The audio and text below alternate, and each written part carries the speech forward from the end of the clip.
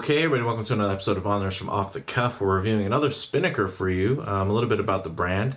They pretty much offer classic nautical design aesthetics at an affordable price in a modern package. So kudos to them for having a pretty winning formula when it comes to the products they provide. Now, this particular type of watch is a dive watch.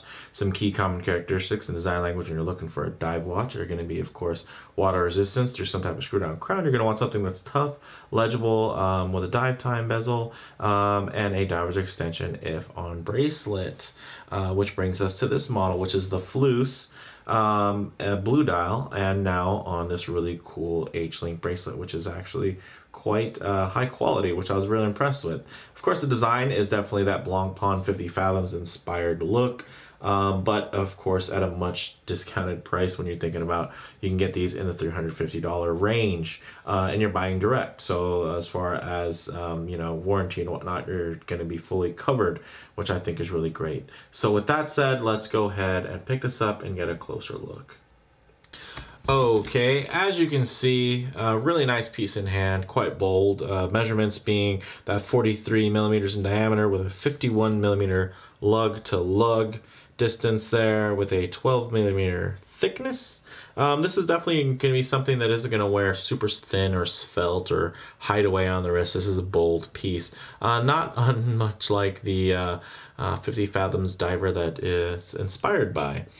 Now, this crystal is a really nice flat. Actually, I believe it actually has a slight dome to it.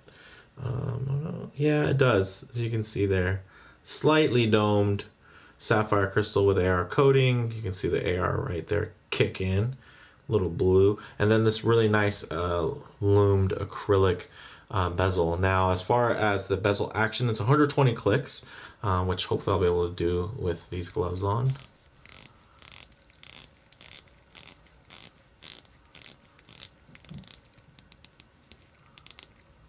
Quite nice. Oh, not quite.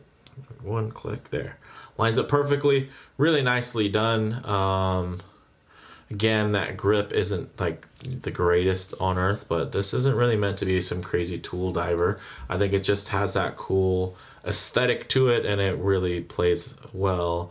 When you think of all the features that are on here, it was only a couple years ago, you'd find this stuff on watches in the $800, $900, $1,200 range. When it comes to even homages, guys, I'm not talking about, you know, affordable used Blancpains. Those are not a real thing. But 50 Fathoms homages didn't have the feature-rich, you know, stuff that you're going to see here. Even the direct Seiko homage, the 55 Fathoms watch, wasn't something that was super feature-rich or anything like that. Didn't even have the, I mean, although this is packing a Seiko movement, those watches, you know, those 55 Fathoms watches and mods were actually powered by a lesser movement that didn't have hacking and hand winding. So really a lot of bang per your buck here, which is nice. Of course, the crown is screw down and signed there. It has a really nice full brushed finish with this high bevel there. You have these really great H-links. It's a 22 millimeter lug, which tapers down to 20 millimeters down at the buckle. The case back is a display case back, but nothing to write home about. Very minimalist when it comes to you know, the decorations on this movement in general. And then of course all they're doing is adding a little bit of splash of color and the branding that they're going to add to the rotor face there. So as far as this dial, beautifully textured, as you can see, nice kind of that sandpaper gravelly effect to it. Really nice, catches the light, plays with it really, really well, and just shows just, you know, another level of execution there that, you know, it could have been a little bit simpler, a little bit cheaper, but you know what, they decided to make it look that much more detailed and really get into the nitty gritty. Now, it does have that really great black date disc, of course, for the date there at 3 o'clock, which is nicely framed. I think a really nice balance to the dial. It has matte brushed hands, which do a really good job of catching the light, but without reflecting it super hardcore, basically one that catches the light that just lights them up, versus reflecting any kind of coloring or anything off of the hands. If they were like a high polish, it'll grab the light and hold on to it, versus reflecting it off. So it keeps it instantly legible pretty much at all times. Now, this actually does have some, also has a 15 ATM, or 115 meters of water resistant, or 500 feet. So not a super deep diver, but you know what? It's deep enough. Pretty much all you're going to need anyway, 500 feet or 150 meters. Again, this is a watch that I don't think anybody's going to take deeper than 30 meters, so I think it'll be fine, especially with that shrew down crown. Now, the solid H-link bracelet is actually very, very impressive, guys. Look at that center link. It even has some beveling done on the insides and the ends pretty much of these center H links. Now, the connector system is a very simple push pin, but you know, the nice thing is that it's really easy for you to adjust on your own. You do have micro adjust there. There's this you know, solid folding clasp there. Of course, some parts are going to be stamped like here, and you're going to have a stamped diver's extension, but it's nice that you have it, and you do have a little bit of a room to play. Of course, only 2 of the spaces here for the micro adjust are useful, because if you try to go one more deeper, you really wouldn't be able to fit the clasp because of the diver's extension there. So you're really only be able to use these first 2 holes. But a really nice option to have. Of course, makes it feel like the real deal, like it's got a lot going on. And honestly, the design on this is quite comparable to my Longines Hydro Conquest, as far as the execution on the H-link and the diver's extension go. Pretty close. You know, of course, it's going to be, you know, a little bit nicer on the Longines, but that's just to show you how impressive this is. That look at that, the detail there on those chamfers, on those center the H links. Really nice touch, I think. So you know, 22 millimeters at the lug, nice taper down, and let's go ahead and get this thing on the wrist. All right, as you can see on my 7 1/4 inch wrist, this thing wears quite nicely, even up close, although it does fill up a lot of the space on the wrist. I think the bezel to dial proportions actually help it wear much nicer visually, and then of course the overall wrap on the wrist helps it wear quite comfortably. Although the bracelet's probably a little bit thicker than I would have wanted, it does have a, you know, a slight taper, which is nice, so you can't really fault them for that. Look at that beautiful chamfer there, that beveled edge, really nicely done. Everything wraps. So on the wrist, there's not too much of a story here besides the fact that it's a big piece and it feels pretty hefty on the wrist. And it's a nice, you know, fun kind of showy piece. It's, you know, it shows that you know a little bit, I think, about the history of dive watches, because you probably wouldn't be too turned on to this unless you knew what the 50 Fathoms was.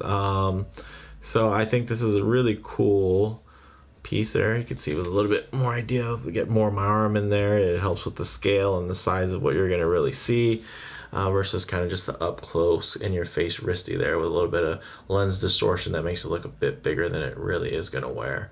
So with that said, let's go ahead and get some Lume Shots and low light transition. All right, let's go ahead and hit the lights. As you can see, very nice lume here. Even from the bezel, which can be a little bit tricky sometimes. It's definitely not quite as bright as the dial and hands, but it's still quite noticeable. You know what, let's go ahead and as it starts to fade a little bit from that initial charge, let's hit it with, here we go. We'll hit it with a little bit of black light so you can kind of get an idea what this is going to look like really pumped up. You can see really nice from the lume perspective. One of the things I like to also do when everything's blacked out is get my low light transition going, because you're not always going to be out in direct sunlight, you know, out in the middle of an open field or something like that. You're also going to be transitioning in and out of vehicles, in and out of buildings, whatnot. different light sources. So you're gonna get a better idea now of one, the color play as far as that blue dial and that black bezel and the way that they work together when not in direct sunlight. And then a nice thing is you actually do get to look at the case finishing, so you can get an idea of the nice quality brushing and the uniformity there of finish when you look at it, because the studio lights do a great job of kind of washing a lot of those details out. Look at that fine chamfer there. I want to try to highlight that so you can see, really nice. You can see a little bit of a more granular, grainy look at the brushing. Quite a deep brush there. And then a little closer look at a highlighted blue dial. And then the way it's going to transition off when it's going more to a softer, lighter source there. All right, so let's go ahead, hit the lights, and get into my closing thoughts. Now on wrist, it's a bold wear, tons of presence and personality. Definitely has a very clear kind of sporty retro vibe to it. You know, as far as model variants go, there's various options. You really just have to check the site for availability, but they definitely have some really cool color options from that standpoint. As far as comparable models, again, I think at this price point, it's tough to really say, at least stuff that's readily available anyway. There's a couple other brands that do a similar thing, but they do them in smaller runs and whatnot, and sometimes they get discontinued or reimagined, reinvented. So for today, I'll just say that this is a pretty good buy versus everything else that's out there kind of in that realm. But you know what? Tomorrow there could be something new. So definitely let me know what, if you can suggest any in the comments below. For me, bottom line, you know, Spinnaker continues to not only kind of stand out amongst other small independent brands, but now it's really starting to get to the point where they're becoming quite a competitive you know, option to many entry-level Seikos. So I think that's pretty cool, especially since Seiko, of course, is kind of the value king. They deal on very high volume. The fact that Spinnaker is able to, you know, deal in a decent enough volume where they can actually keep the prices quite low and the quality and whatnot quite high, even just the specs. I mean, you're not going to be getting a Sapphire and a Seiko diver until you go quite, you know, ways up the food chain. So that's just to kind of give you an idea of what you're really getting for the money here. So although Seiko powered, I think as far as you know, its spec, it definitely is well above that. So with that said, let me know what you guys think in the comments below. If you like the video, please do hit like, and if you haven't, please subscribe for more content just like this. Thanks, guys.